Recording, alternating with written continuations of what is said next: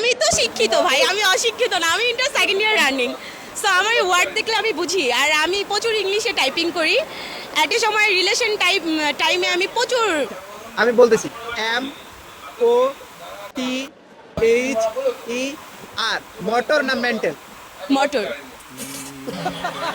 আসলে আপনার background study কতটুকু, এডুকেটেড পারসন, এই বিষয়গুলো জানতে একটু যদি ক্লিয়ার করে দিতেন। আমি হচ্ছি ইন্টার সেকেন্ড ইয়ার রানিং, রাজধানী আইডিয়াল কলেজ রামপুরায় ইন্টারে পড়ছি।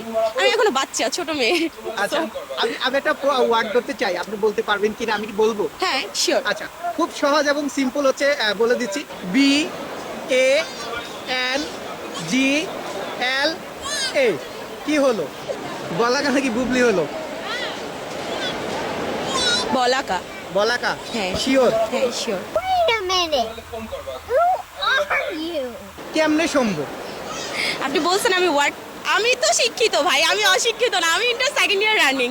সো আমার ওয়ার্ড দেখলে আমি বুঝি, আর আমি প্রচুর ইংলিশে টাইপিং করি। একটা সময় রিলেশন টাইমে আমি প্রচুর চ্যাট করতাম বয়ফ্রেন্ডের সাথে, আচ্ছা, আচ্ছা। সব ইংলিশেই করতাম। সো ওইটার থেকেই বললাম। আচ্ছা, আরেকটা ধরবো, লাস্ট। আর ধরবো না, মানে আরেকটা দিয়ে এটা পারেন কিনা? Sure, okay. আচ্ছা আচ্ছা, এবার আরেকটা ধরতেছি।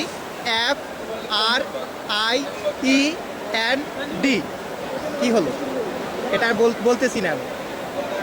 কি আসবে? আবার আরেকবার। FRIEND।